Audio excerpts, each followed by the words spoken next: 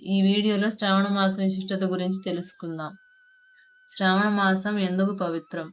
సముద్ర మదనం ఎందుకు చేశారు? పరమశివుడు విషాన్ని స్వీకరించడం, శ్రావణ మాసంలో శివారాధన ప్రాముఖ్యత, శ్రావణ మాస సోమవార వ్రతం, శ్రావణ మంగళవారం మంగళగౌరి ఆరాధన. ఈ విషయాల గురించి తెలుసుకుందాం. ఈ వీడియో చివరి వరకు చూడండి.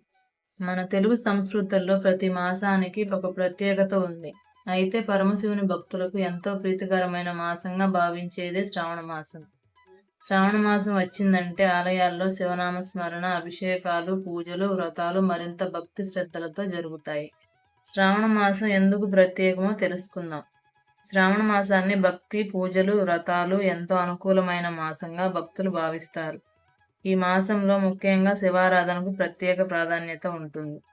శివాలయాల్లో అభిషేకాలు, బిల్వదళ సమర్పణ, దీపారాధన, శివనామస్మరణ వంటి పూజా కార్యక్రమాలను భక్తి శ్రద్ధలతో నిర్వహిస్తారు. ఈ మాసంలోని శ్రావణ సోమవారాలు పరమశివునికి ఎంతో ప్రీతికరమైన భక్తుల విశ్వాసం.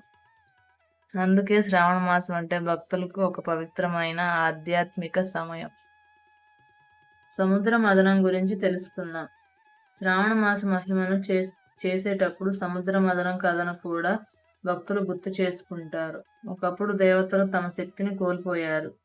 అప్పుడు అమృతాన్ని పొందేందుకు దేవతలు, అసురులు కలిసి క్షీరసాగరాన్ని మదించాలని నిర్ణయించారు. మందర పర్వతాన్ని మదన దండంగా, వాసుకి నాగరాజును తాడుగా ఉపయోగించి సముద్ర మదనం ప్రారంభించారు. దేవతలు ఒకవైపు, అసురులు మరోవైపు నిలబడి వాసుకిని లాగుతూ సముద్రాన్ని మందించారు. అలా సముద్ర మదనం జరుగుతున్న సమయంలో ఎన్నో అద్భుతమైన వస్తువులు వెలువడ్డాయి.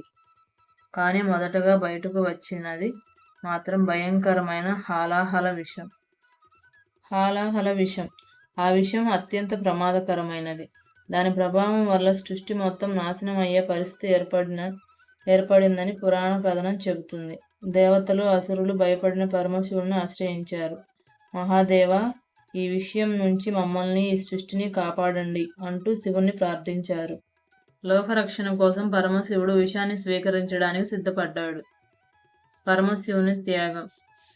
పరమశివుడు ఆ విషాన్ని తన చేతుల్లోకి తీసుకుని సేవించాడు. విషం తన శరీరంలోకి పూర్తిగా వ్యాపించకుండా పార్వతీదేవి శివుని కంఠాన్ని పట్టుకుని ఆ విషాన్ని గొంతులోనికి నిలిపిందని పురాణ కథనం చెబుతుంది. దాంతో శివుని కంఠం నీలంగా మారింది. అప్పటి నుంచి పరమశివుడిని నీలకంఠుడు అని కూడా పిలుస్తారు. లోకాలను రక్షించడానికి విషాన్ని స్వీకరించిన పరమశివుని త్యాగాన్ని గుర్తు చేసుకుంటూ భక్తులు శివారాధన చేస్తారు. శ్రావణ మాసంలో శివారాధన.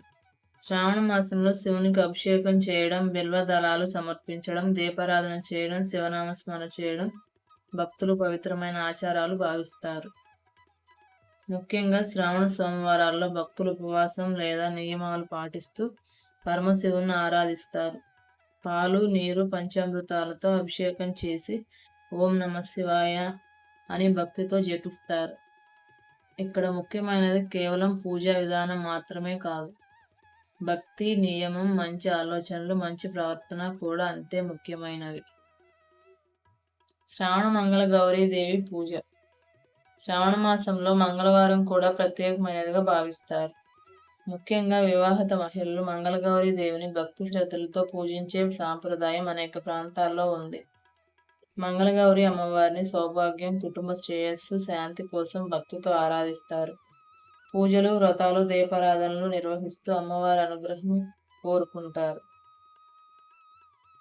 శ్రావణ మాసంలో మనకు వీలైనంత వరకు శివుణ్ణి స్మరించాలి, ఆలయ దర్శనం చేయాలి, దీపారాధనలు చేయాలి, బిల్వ దళాలతో శివారాధన చేసి శివనామ స్మరణ చేయాలి.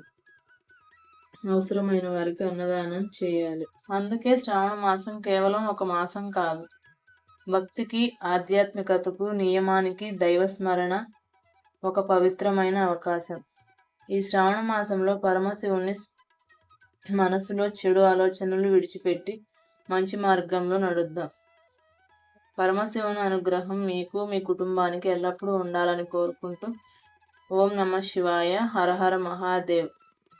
ఈ వీడియో మీకు నచ్చితే లైక్ చేయండి, మీ కుటుంబ సభ్యులు మరియు స్నేహితులకు షేర్ చేయండి.